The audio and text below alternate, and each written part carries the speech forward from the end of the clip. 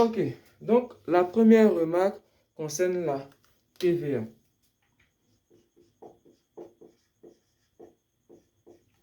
Ok, souvent on a des exercices où la puissance fiscale est supérieure à 12 et on a des exercices où la puissance fiscale est inférieure à 12.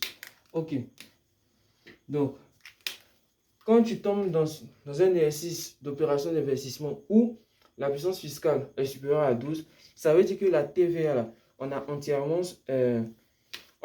supporté. Donc, la TVA représente la TVA non déductible que tu vas introduire au coût d'acquisition. La TVA 18% que tu vas calculer là, ça représente la TVA non déductible. Maintenant, quand la puissance est inférieure à 12, la TVA que tu calcules représente la TVA déductible qu'on va enregistrer dans le 44-51. Maintenant, quand la puissance fiscale est inférieure à 12, il y a deux cas. Soit on t'a donné prorata, un prorata de déduction, soit on t'a rien donné. Donc, quand on te donne le prorata de déduction, supposons que c'est 10%, 15%. Donc, quand on te donne un prorata, en plus du fait que la puissance fiscale est inférieure à 12, et qu'on te donne un prorata de 15%, tu vas calculer la TVA à 18%, tu vas multiplier par 15%. Ce que tu trouves sera la TVA déductible et la TVA non déductible. Donc, quand il y a prorata, dans ce cas-là, il y a fait de TVA déductible, TVA non déductible. Maintenant, s'il n'y a pas de prorata, ça veut dire que la TVA est déductible à 100%. Voilà. Ok. Après la TVA, on a le transport. Ok.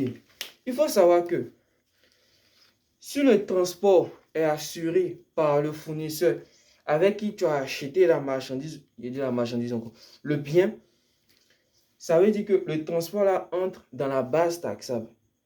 Mais si tu as payé quelqu'un d'autre pour faire le transport, tu as payé un autre fournisseur, un autre gars, le transport là ne rentre pas dans la base taxable, mais il rentre dans le coût d'acquisition.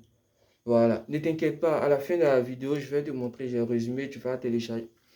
Suis jusqu'à la fin de la vidéo.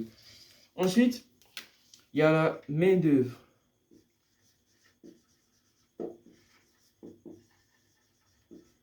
Voilà, ce sont des remarques que j'ai faites en traitant beaucoup d'exercices et en posant des questions aux profs. Donc, on a la main-d'œuvre. Ok. Concernant la main-d'œuvre, si c'est assuré par les ouvriers de l'entreprise, ça rentre dans la base taxable.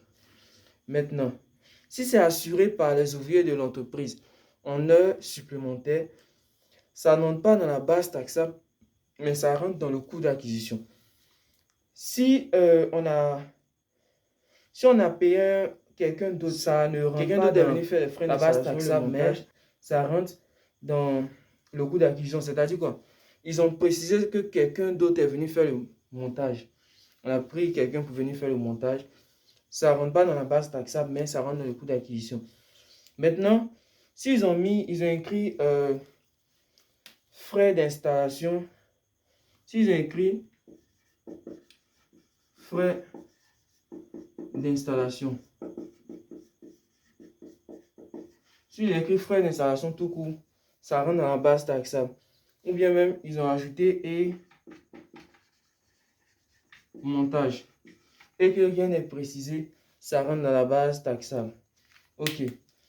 Ensuite, on a prorata.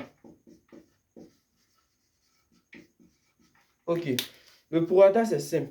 S'il n'y a pas prorata et que la puissance fiscale est supérieure à 12, la TVA que tu calcules là, quand tu fais 18% fois la base taxable, ce que tu trouves là représente la TVA déductible.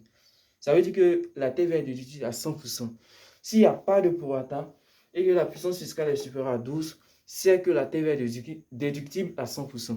Maintenant, si la puissance fiscale est inférieure à 12 et qu'il y a un prorata, ça veut dire qu'il y aura une TVA déductible et une TVA non déductible. Voilà. Donc, je crois que c'est tout. Donc, ce sont des remarques que j'ai faites en traitant beaucoup d'exercices, en prenant des notes pendant que les profs étaient en train de parler et en posant des questions aux profs. Voilà. Donc, je crois que c'est tout. Je vais saisir ça rapidement et je vais vous mettre le lien de téléchargement en commentaire. Sur ce, à la prochaine vidéo pour les exercices.